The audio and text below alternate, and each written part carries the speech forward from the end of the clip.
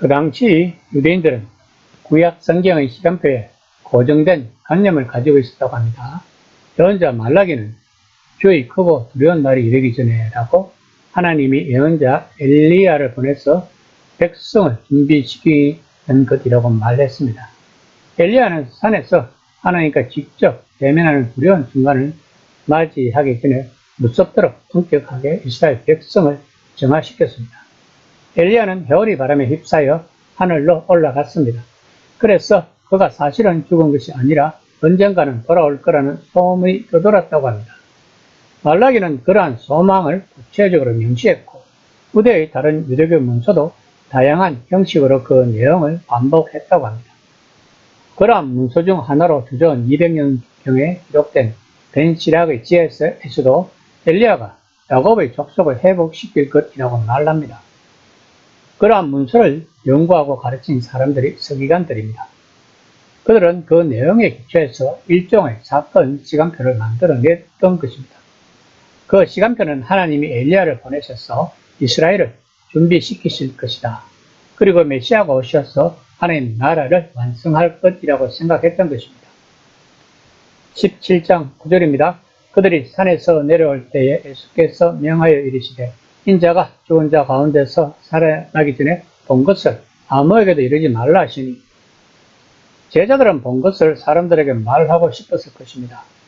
그 이유는 모세가 약속하신 메시아의 정령일 뿐 아니라 엘리야도 메시아의 선구자라는 것을 종교 지도자들이나 백성들이 잘 알고 있었으므로 사람들에게 말함으로써 예수님이 메시아라는 정당성을 확보하고 싶었을 것이며 자신들 또한 이런 메시아를 섬기는 제자들이라는 것을 알리고 싶었을 것입니다. 그러나 예수님은 아직 때가 아니라고 말씀하십니다. 한번 생각해 보세요. 만약 사람들이 예수님이 메시아라고 알았다면 예수님이 십자가 처형까지 갈 수 있었겠는가를. 17장 10절입니다. 제자들이 물어 이르되 그러면 어찌하여 서기관들이 엘리야가 먼저 와야 하리라 하나이까. 아마도 제자들은 혼란스러웠을 것입니다. 조금 전에 그들은 예수님이 메시아라고 고백했는데 이제 예수님이 모세와 엘리야와 대화하셨던 것입니다. 예수님이 메시아라면 엘리야가 먼저 나타났어야 하는데 도중에 나타난 것이었습니다. 이에 대한 예수님의 대답은 엘리야가 먼저 왔다는 것입니다. 17장 12에서 13절입니다. 내가 너에게 말하노니 엘리야가 이미 왔을 때 사람들이 알지 못하고 임의로 대우하였도다.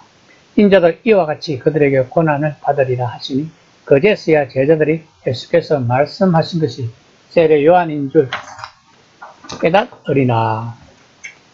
예수님의 대답은 그들이 알아채지 못하는 사이에 사건의 시간표대로 진행됐음을 알려주고 있는 것입니다. 시간표는 정확했고 그들이 놓친 것은 세례 요한이 엘리야였다는 점입니다. 세례 요한은 자신의 할 일을 했고 이제는 예수님이 그 일을 이어가신다는 것입니다.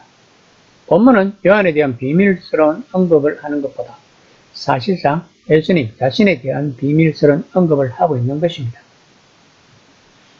그러면 왜 제자들은 요한이 엘리야라는 것을 깨닫지 못했을까요?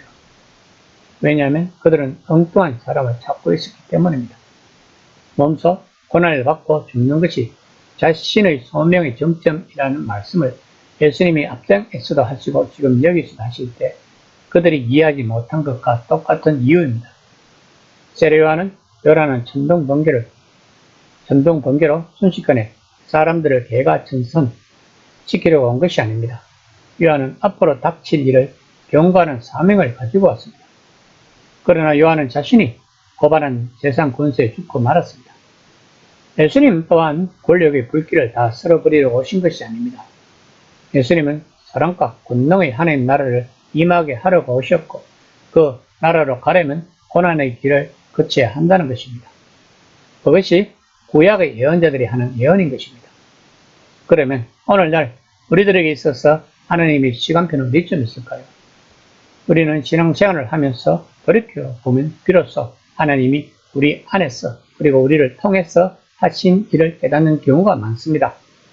그렇다면 앞으로도 우리에게 향한 하나님의 시간표는 계속 진행되고 있다는 것입니다.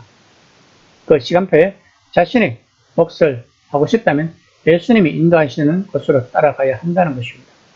즉 십자가의 길을 따라 자기 포기와 섬김의 길을 따라가야 한다는 것입니다.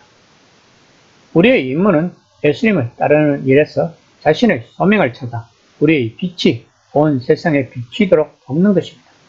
이 시간 나는 나의 임무를 다하고 있는지 한번 생각해보는 시간이 되었으면 합니다.